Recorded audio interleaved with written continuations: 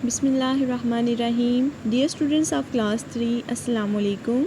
Hope you are all very well. This is the lesson number 13 of 7th week 20 July 2020 and today is Monday. This is the video lesson of mathematics from Pakistan Overseas and Duftrane Millat Higher Secondary School Mandir. Message of the week. रसूलुल्लाह सल्लल्लाहु अलैहि वसल्लम ने इरशाद फरमाया, तर्जुमा, जो शख्स अल्लाह ताला और आखिरत के दिन पर ईमान रखता है उसे चाहिए कि अपने मेहमान की इज़्ज़त करे। प्यारे बच्चों, जब भी कोई मेहमान हमारे घर में आता है तो वो अल्लाह ताला की तरफ से रहमत बन के आता है, ठीक है। तो हमें चाहिए कि हम उसकी ज़्यादा से ज़्यादा इज़्ज़त और एहतराम करें, उसकी अच्छे से मेहमान नवाजी करें ताकि अल्लाह ताला हमसे खुश हो जाए। जी, यूनिट नंबर 6 फ्रैक्शन।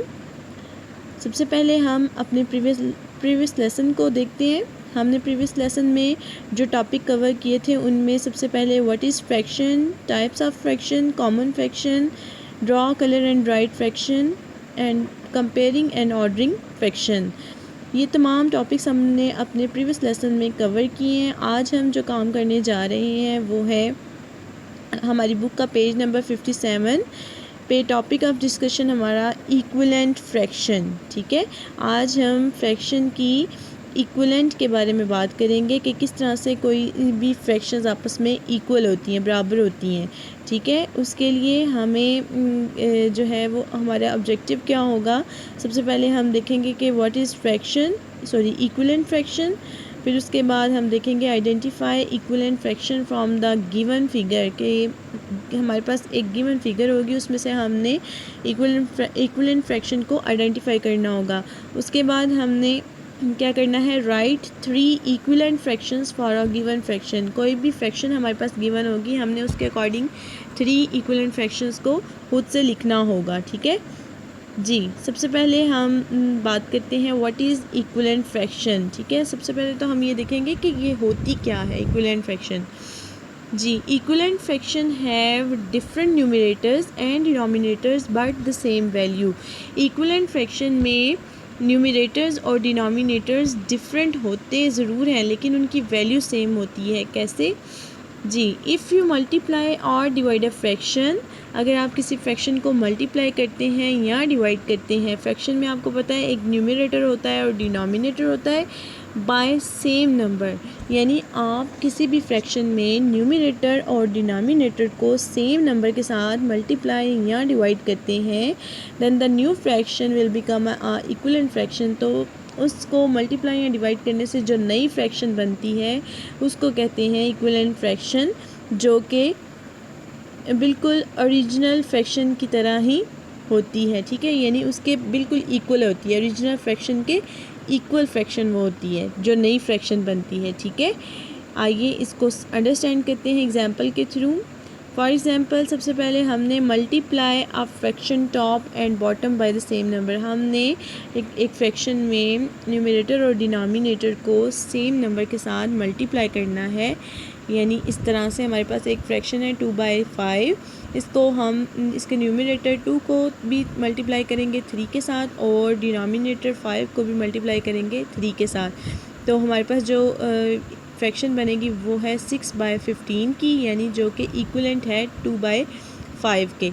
इसी तरह अगर हम किसी फ्रैक्शन को के न्यूमरेटर और डिनोमिनेटर को डिवाइड करते हैं तो उससे भी हमारे पास इक्विवेलेंट फ्रैक्शन ही बनेगी। यानी हमारे पास यहाँ पे मल्टीप्लाई करने से जो 3 के साथ मल्टीप्लाई करने से न्यूमरेटर और डिनोमिनेटर को जो फ्रैक्शन बनी थी 6/15 की, अगर हम उसको डिवाइड करें 3 के साथ, यानी उसके न्यूमरेटर और डिनोमिनेटर को डिवाइड कर दें सेम नंबर के साथ, तो हमारे पास जो फ्रैक्शन बनती है 2/5 वो इक्वल होगी 6/15 के, ठीक है जी।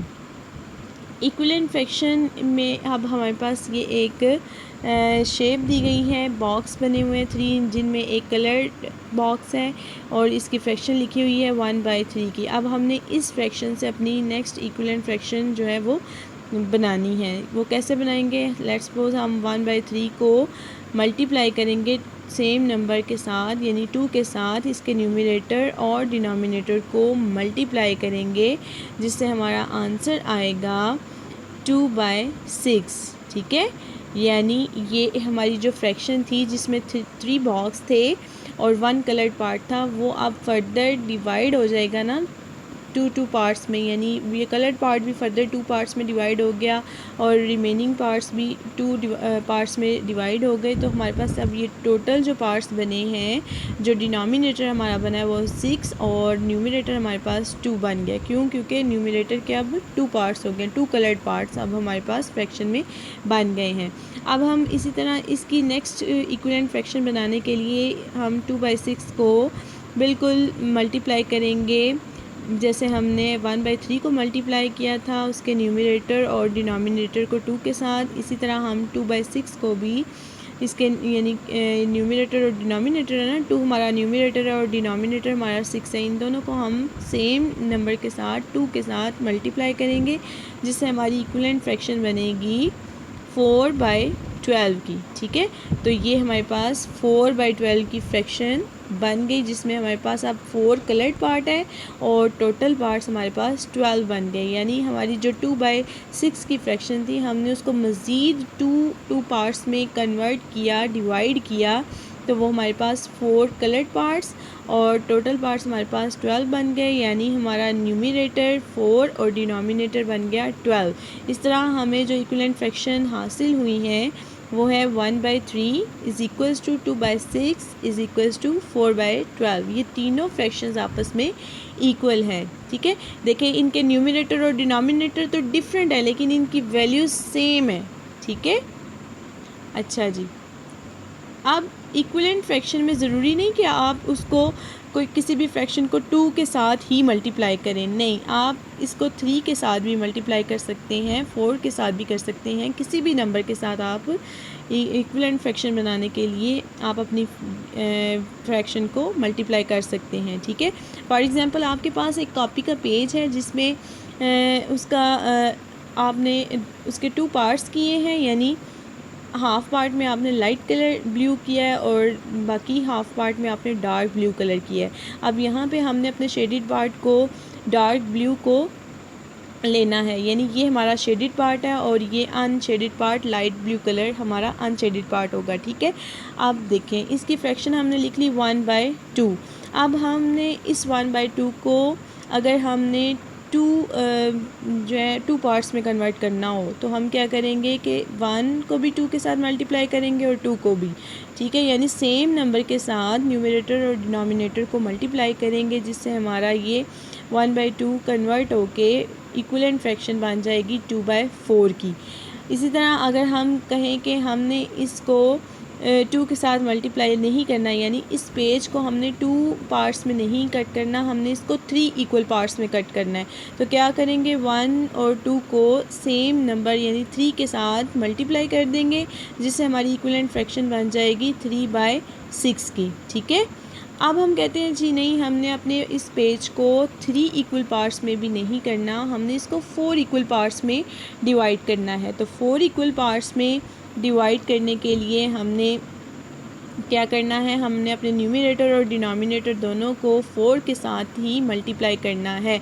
तो इससे हमारी जो फ्रैक्शन बनेगी वो 4/8 की बन जाएगी, जो कि इक्विवेलेंट होगी 1/2 के। ठीक है, 2/4 भी 1/2 के इक्वल, 3/6 भी 1/2 के इक्वल और 4/8 भी 1/2 के इक्वल होगी। बताने का ये मकसद है कि आप अपनी फ्रैक्शन को सिर्फ 2 के साथ ही नहीं बल्कि किसी भी नंबर के साथ मल्टीप्लाई कर सकते हैं, लेकिन अगर आपने न्यूमरेटर को उस नंबर के साथ मल्टीप्लाई करना है तो डिनोमिनेटर को भी वही सेम नंबर के साथ मल्टीप्लाई करना पड़ेगा। ठीक है, अब points to be remember for equivalent fraction, अब वो पॉइंट्स जो आपने याद रखने हैं इक्विवेलेंट फ्रैक्शन के लिए, सबसे पहले तो आपने क्या करना है, equivalent fraction can be obtain by multiplying और dividing the numerator and denominator by the same number.